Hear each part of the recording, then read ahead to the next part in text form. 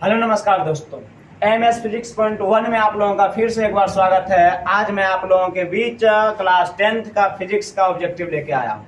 ये आपका मुहिम जो है, जो क्रैश कोर्स के रूप में हम इसको लेकर चलेंगे और इस बैच में आपको टोटल ऑब्जेक्टिव करवाया जाएगा। प्रीवियस ईयर में जो पूछा गया है, इसके अलावा चैप्टर वाइज जो ऑब्जेक्टिव है उसको करवाया जाएगा, डिस्कशन करवाया जाएगा। तो आप लोग यदि 2024 में जो भी बच्चे एग्जाम देने वाले हैं, बिहार बोर्ड का हो, यूपी बोर्ड का जो भी हो, वो आप हमसे जुड़ सकते हैं और धीरे धीरे हम कोशिश करेंगे कि आपसे लाइव हो जाएं। अभी लाइव की व्यवस्था नहीं है, लेकिन कुछ ही दिनों में हम लाइव हो जाएंगे एक दूसरे से, फिर हम लोग बात भी कर लेंगे कमेंट के द्वारा। ठीक, तो आज मैं आप लोगों के बीच लेकर आया हूँ फिजिक्स का पहला जो चैप्टर है आपका क्लास 10th का, प्रकाश का परावर्तन है, उससे संबंधित महत्वपूर्ण प्रश्न जो है उसको लेकर आया। आज मैं 10 प्रश्नों को देखेंगे और उसके बारे में जानेंगे। तो चलिए, पहला प्रश्न आपका है, किस दर्पण में केवल आभासी प्रतिबिंब बनेगा? किस दर्पण में केवल आभासी प्रतिबिंब बनता है? आपका ऑप्शन नंबर ए है समतल दर्पण, बी है अवतल दर्पण, सी है उत्तल दर्पण, डी है समतल तथा उत्तल दोनों। आभासी मतलब होता है सीधा। आभासी मतलब क्या होता है? सीधा। तो समतल दर्पण में हमेशा प्रतिबिंब बनता है आभासी, यानी कि सीधा बनता है, और उत्तल दर्पण में भी सीधा बनता है। तो आपका राइट आंसर क्या हो जाएगा? आपका राइट आंसर हो जाएगा option number D is the right answer, यानी कि समतल दर्पण हो जाएगा। समतल दर्पण की यदि हम बात करें तो ये कैसा होता है? तो देखिए, समतल दर्पण आपका ये आपका एक प्लेन होता है।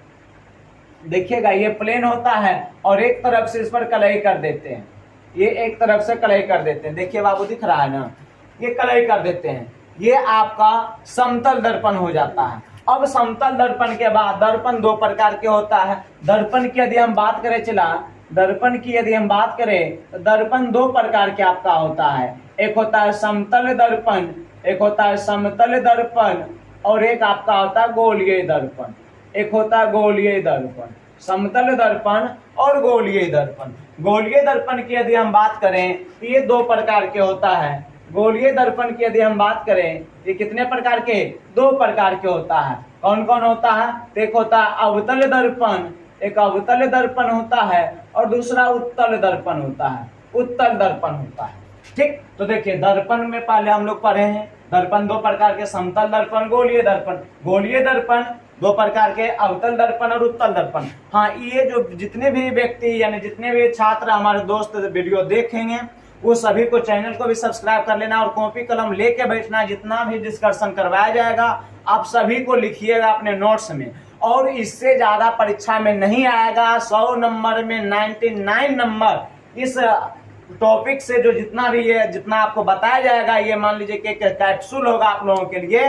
कैप्सूल से 100 नंबर में 99 नंबर आप ला सकते हैं, 100 भी ला सकते हैं। 99 तक तो यहाँ से लड़का ले आया है, ठीक ना? तो 100 आप 100 में 100 ला सकते हैं।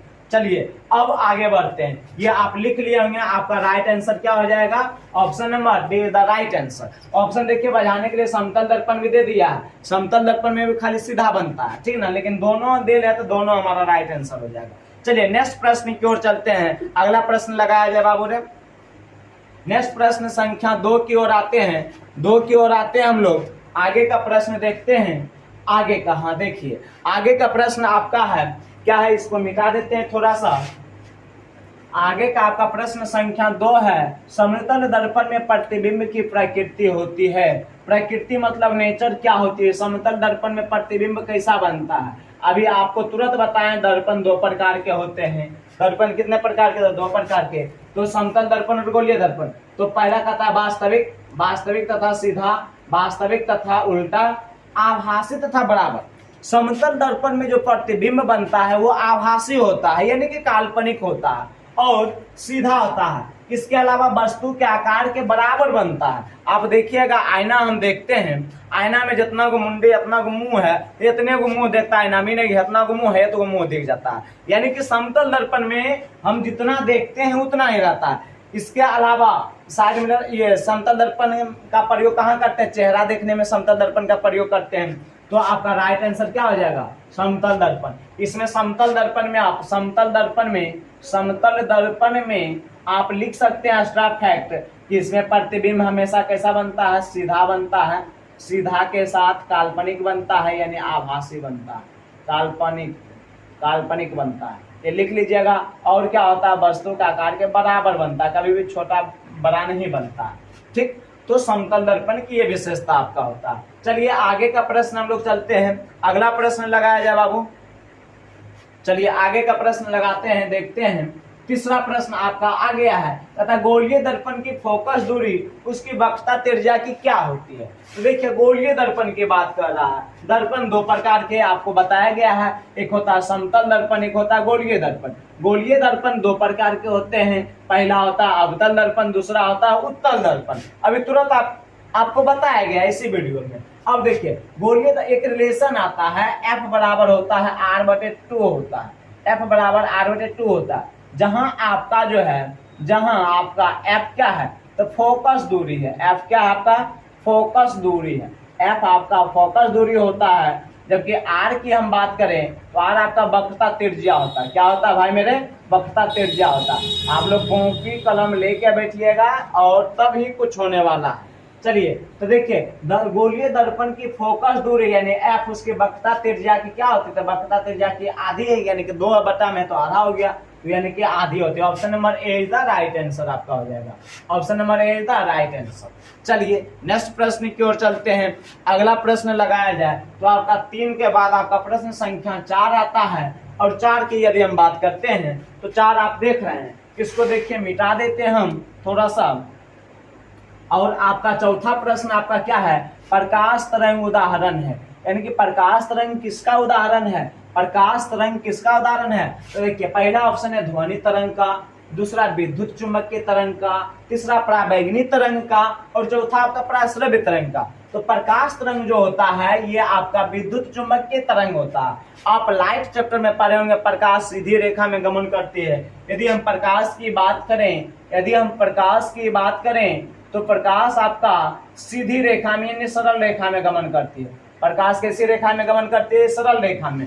प्रकाश की चाल सर्वाधिक किसमें होता है, सर्वाधिक चाल होता है निर्वात में। सर्वाधिक चाल किसमें होता है, निर्वात में होता है भाई मेरे। और निर्वात में यदि हम बात करें तो कितना होता है, तो 3 × 10⁸ मीटर प्रति सेकेंड होता है।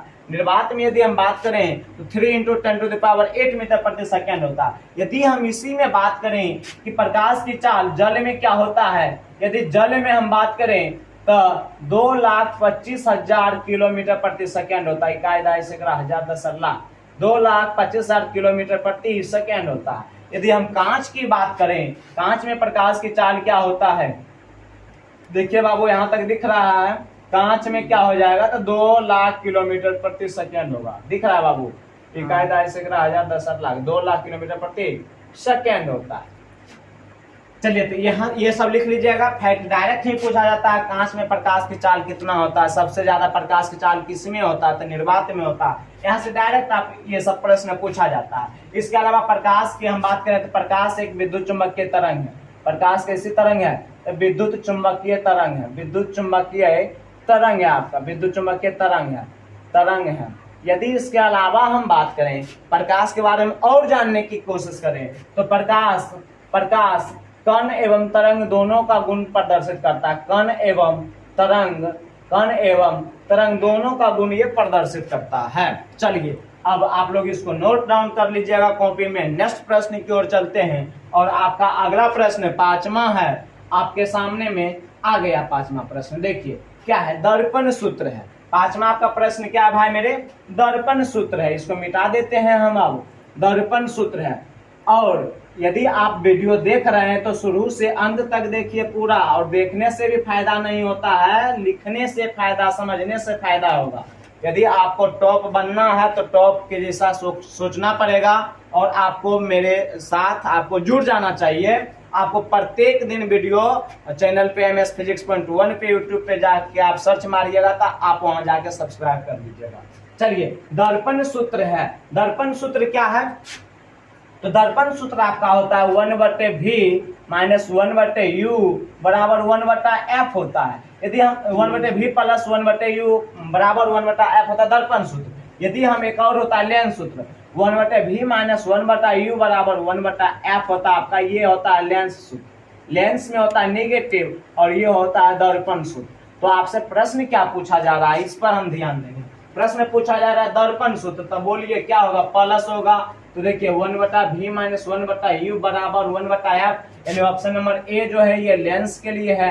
किसके लिए है, लेंस के लिए है। ऑप्शन नंबर बी की यदि बात करें 1/f बराबर 1/f प्लस 1/u बराबर 1/v, गलत है। ऑप्शन नंबर सी की बात करें 1/f प्लस 1/v बराबर 1/f, गलत है। ऑप्शन नंबर डी में बात करें 1/v प्लस 1/u बराबर 1/f, अरे 1/v प्लस 1/u बराबर 1/f, option number D the right answer. चलिए नेक्स्ट प्रश्न की ओर चलते हैं भाई मेरे। चलिए लाइए बाबू, अगला प्रश्न आपका आपके स्क्रीन पे आ गया है 6 नंबर प्रश्न। चलिए लीजिए, तो 6 नंबर प्रश्न क्या कहता है, और आप लोग भी बनाने की यदि जानते हैं, इसका आंसर जानते हैं तो इसको आप हम नहीं बताएंगे, इसका आप लोग कमेंट करके बताइएगा। प्रश्न को आप अच्छा से देख लीजिए, इसका आंसर आप कमेंट करके बताइएगा। आंसर क्या होगा, कहता गोलीय दर्पण में फोकांतर एवं वक्रता त्रिज्या के बीच संबंध क्या है। यदि आप वीडियो सही ढंग से देखें तो बन जाना चाहिए। चलिए आगे बढ़ते हैं, इसका कमेंट करके बताइएगा ऑप्शन नंबर क्या होगा। चलिए नेक्स्ट प्रश्न की ओर चलते हैं। अगला प्रश्न आपका आ गया है, हाँ, एक गोलीय दर्पण द्वारा बने प्रतिबिंब कई आवर्धन ऋणात्मक हो तो प्राप्त प्रतिबिंब होगा। प्राप्त प्रतिबिंब यानी कि निगेटिव जब होगा, आवर्धन निगेटिव होगा, यानी कि एम निगेटिव होगा, एम निगेटिव होगा तो उसका प्रतिबिंब क्या होगा, उल्टा होगा। क्या होगा, उल्टा होगा। यदि एम प्लस होगा, यदि एम कौन सी है, चला एम है आपका क्या है, आवर्धन है। एम बराबर होता है v बट्टे माइनस v बट्टा यू, माइनस v बट्टा यू। उसके बाद यदि हम बात करें कौन सी है, तो प्रतिबिंब की ऊंचाई, ये प्रतिबिंब की दूरी, यू क्या है, तो वस्तु की दूरी है। इसके अलावा भी होता है, इसके अलावा क्या होता है, तो एच डैश बटे एच ओ होता है, हाइट ऑफ ऑब्जेक्ट, और ये है हाइट ऑफ इमेज, यानी प्रतिबिंब की ऊंचाई बटे वस्तु की ऊंचाई होता है। ये आप फॉर्मूला लिख लीजिएगा। ये जब निगेटिव में आता है तो उल्टा होता है, जब पॉजिटिव में आएगा तो क्या होगा, सीधा होगा। चलिए ये उम्मीद करते हैं तो आपका ऑप्शन नंबर क्या हो जाएगा, option number A the right answer. चलिए आगे बढ़ते हैं, अगला प्रश्न की ओर चलते हैं, और आपका 8वां प्रश्न आपके सामने में आ गया है। आपका 8वां प्रश्न क्या है, आप देख रहे हैं, इसको मिटा देते हैं। आपका 8वां प्रश्न है, आपका 8वां प्रश्न है क्या, सोलर कुकर में व्यवहार किया जाता है। सोलर कुकर में व्यवहार करते हैं अवतल दर्पण का। किसका करते हैं, अवतल दर्पण का। देखिए एक होता है अवतल दर्पण, एक होता है उत्तल दर्पण, एक होता है उत्तल दर्पण।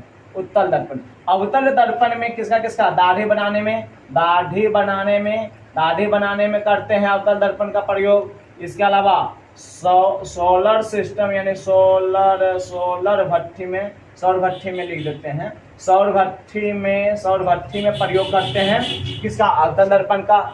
इसके अलावा और क्या हो जाएगा आपका, दांत नाक कान के जांच में, दांत नाक कान आँख दांत नाक कान आँख और नाक, इटी गला टीटीसी के इलाज में डॉक्टर लोग आप देखते होंगे, डॉक्टर के पास जाइएगा तो यदि आंख में प्रॉब्लम हो गया, चाहे कान में कुछ घुस गया, तो थोड़ा एक लेंस से यानी कि इस घुसा के देखते हैं, ठीक ना। दूसरे लेंस कहते हैं, दर्पण रहता है। कौन सा दर्पण रहता है, अवतल दर्पण रहता है। यदि हम उत्तल की बात करें तो इसका प्रयोग साइड मिरर में करते हैं, साइड मिरर में करते हैं। जो ड्राइवर होता है वो एक जो पीछे की ओर देखने के लिए ये दर्पण का प्रयोग करता है, वो क्या होता है, उत्तल दर्पण होता है। इसके अलावा हम गलियों तथा सड़कों में प्रयोग करते हैं। चलिए नेक्स्ट प्रश्न की ओर, दिक्कत हो रहा है क्या, नेक्स्ट प्रश्न की ओर चलते हैं। अगला प्रश्न आपका नम्मा प्रश्न क्या है, नम्मा प्रश्न, हाँ ये नम्मा है, नंबरिंग थोड़ा सा मिस्टेक हो गया है।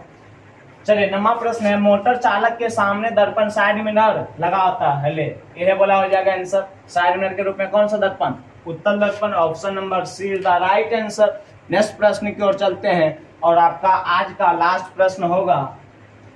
आपका क्या है प्रश्न संख्या? हाँ, सर्च लाइट का परावर्तक सतह, सर्च लाइट में भी अवतल दर्पण, इसमें और लिख लीजिए सर्च लाइट अवतल दर्पण में search light, search light, search light, headlight, headlight, ये सभी में किसका प्रयोग करते हैं? अवतल दर्पण का प्रयोग करते हैं। तो ये आपको कैसा लगा वीडियो? यहाँ 10 क्वेश्चन लेके आए हैं और 10 क्वेश्चन हो गया समाप्त।